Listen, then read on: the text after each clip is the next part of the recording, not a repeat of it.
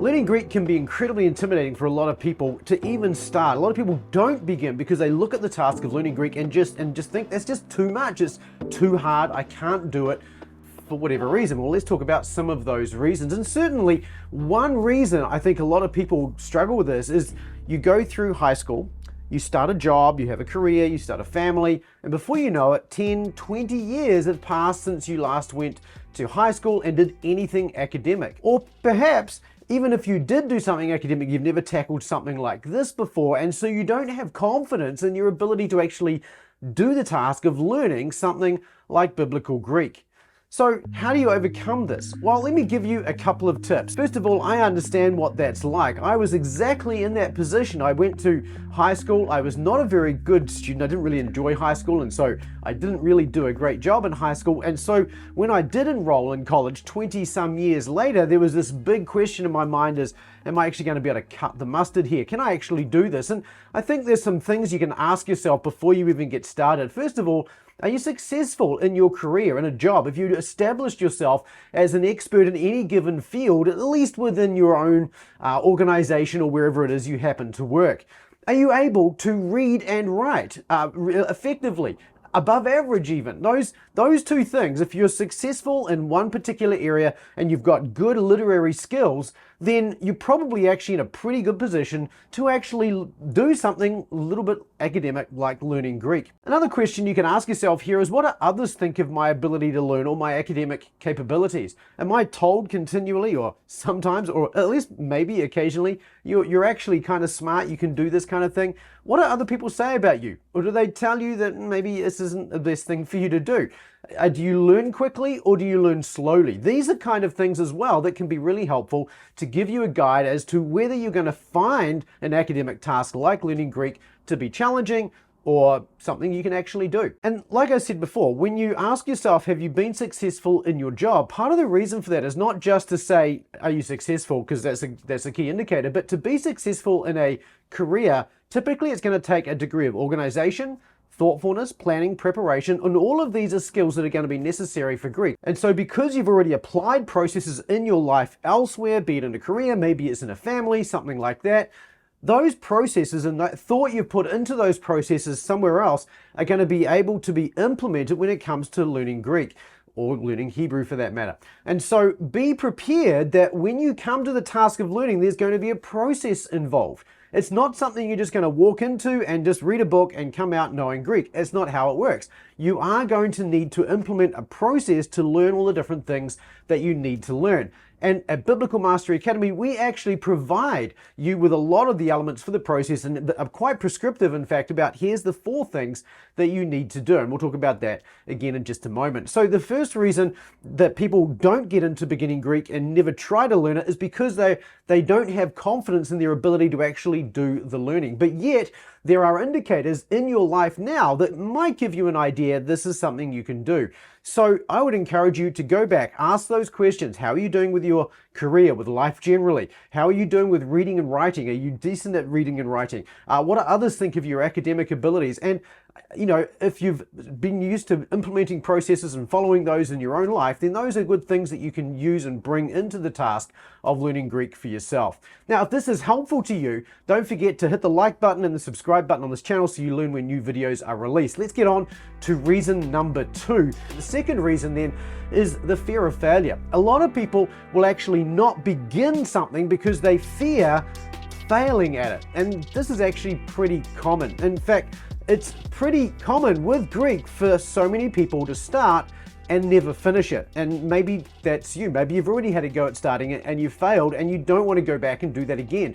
And there's lots of seminary students who go to seminary, learn basics of Biblical Greek or whatever it happens to be, and then they don't carry on and they lose everything that they've developed. And so the fear of failure, there's a reality behind that, but is that enough of a reason to not start? Or is that enough of a reason to not start? Again, perhaps as the case may be. And here I would ask, well, what's the worst that can happen? And the answer, of course, is the worst that can happen is you're going to give up and you're not actually going to make any progress whatsoever. That's the worst. And hopefully, if that's going to be the case, you'll find that reasonably quickly and you'll be able to cut your losses pretty early. But that's a very unlikely outcome. I mean, it's not unlikely necessarily that you're just going to give up. And of course, that's entirely up to you whether you give up or not. And that comes back to really your own desire for understanding of the Word of God and your love for Christ and so on. So your own ability and your own desires are going to determine whether you're going to give up easily or not. But assuming you actually give it a good shot, then the most likely scenario is that you're going to start to learn some things perhaps that you didn't know before. And perhaps you'll even see that the challenge of learning a language and some of the depths and scholarly riches that are there for us to sort of take on are actually things that you can start to delve into. And this is what I would imagine is probably the worst case scenario. You learn a little bit of Greek, you see maybe the alphabet and some of the challenges of it. Maybe at that point it gets all overwhelming and you say, nope, this is not for me, and that's fine. But at least at that point, you've still learned that there is incredible depth and riches that are sitting there behind the scenes that other people have actually done the hard work of mining and looking into. And it might even give you some discernment about the kinds of works that you need to lean on later on in life. And so even if you do give it a good shot, learn a little bit, and then not carry on, you're still going to benefit from that because you're still going to have a bit of an idea of what sits in behind this idea of learning and the scholarly world that's there with that. There's another saying, I believe it's Alfred Lord Tennyson said that it's better to have loved and lost than never to have loved at all. And you could reword this, I guess, for Greek to say it's better to have tried and failed than never have tried at all. Because when we learn something like biblical Greek, it does open up this whole new world to us that we never had to think about or experience before. And that is actually part of the learning process. What we find with Greek is that it opens up, a whole new way of thinking about the New Testament and the Old Testament, if even Greek, but the Old Testament, Hebrew, Greek, because it delves us into history, into the New Testament backgrounds, into the culture, into the mindset of Christians 2,000 years ago. And that is actually a really beneficial thing to be exposed to, because now we're starting to think like those early Christians were. Even if we try and we fail, we're still going to have to develop a degree of humility, because we're going to see that actually there is a huge challenge in doing this, and there are people out there who can do this. Now, maybe it's a case that you can't. And that's okay, right? We're not all designed to be exactly the same. God doesn't make us all out of a cookie cutter and make us all exactly the same. We're all different. And so some people are gifted who have got the ability to do these things, and that allows us to think about our own place in the world and how we can be effective in the role that God has given to us. Part of the fear of failure is actually the fear of being seen to not be the same as somebody else, and just embrace that, because the reality is that you are not the same as somebody else. You are who God's made you to be, and that's what He wants us to embrace. And sometimes actually that's one of the most challenging things for us to embrace.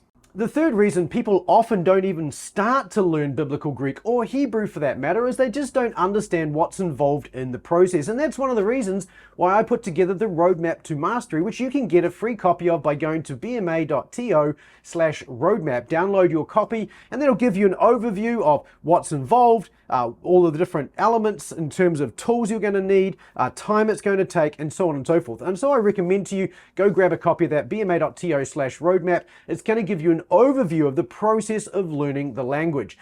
But here's what it is in a nutshell. First of all, you're going to go through beginning Greek. This is the most challenging part of learning the language. And during the beginning Greek phase, you're going to do 4 things. First of all, you're going to learn the vocabulary. So there's going to be words to learn, because language revolves around words. You can't learn the language unless you learn some words. So you're going to learn some vocabulary. This is what we call vocabulary practice, or learning, or whatever you want to say, but vocabulary is the word we use for learning words, okay? So you're going to learn some words, and we give you some tips and tools for how to do that, and I want to encourage you to do that. Secondly, you're going to learn some grammar, and there's a bunch of things that go in behind this. Typically, we have what we call paradigms, which are basically a chart that tells you different endings for verbs or nouns or whatever it happens to be, so you can understand how those verbs and nouns change and are formed within any given context. And then what we encourage you to do is actually to rehearse those paradigms in themselves, but also use a parsing app, which is going to give you practice putting all the different endings and lexemes and whatnot together, so that you can say, okay, this word is an aorist active indicative form of such and such, and it means so and so. And so you can then start to, put the meaning of the word together in your mind much more quickly, which is going to enable you to read the text much more effectively and with a lot more speed as well. And then the fourth step you're going to do during the beginning Greek phase is you're actually going to be doing some translation, and we get you translating within a week. Within a week, you're going to be doing a little bit of translation of the Greek New Testament. So that's basically the task of beginning Greek, and for the whole period of beginning Greek, you're going to be doing those four things: learning vocabulary, learning paradigms, practicing your passing, and doing some translation. And if you can do that regularly over the period of that beginning Greek phase, well, you can learn Greek in as little as 6 months, perhaps even less, and we take out to about a year or so for beginning Greek. Now, after beginning Greek, of course, it gets a lot easier. You're focusing really on continuing to build out your vocabulary and then reading the text, starting from the easiest text and going all the way through to the more difficult and challenging text with a few little things along the way as well. So I would encourage you here, first of all, don't skip any of those steps, okay? We give you a process, those four things we wanted to get you to do during beginning Greek. A lot of people who do give up, they don't do all four of those steps, and so they don't spend time doing their paradigms, or they don't spend time in a passing app, and they wonder why they struggle to be able to pass Greek verbs and participles and nouns and so on. So don't skip steps, that's the first thing. And secondly, make sure you do download the Roadmap to Mastery, because that's going to give you an overview of all of these things, which will just make the task of learning Greek that much more approachable. And hopefully you can see the steps that are involved and how you can fit those into your life right now as well.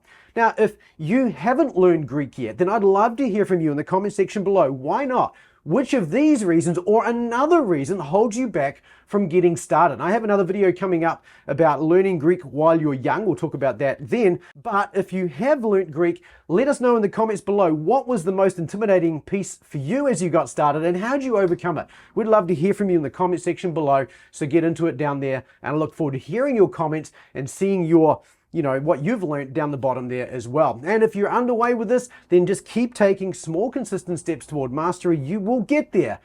And I look forward to seeing you in the next video. We'll see you there.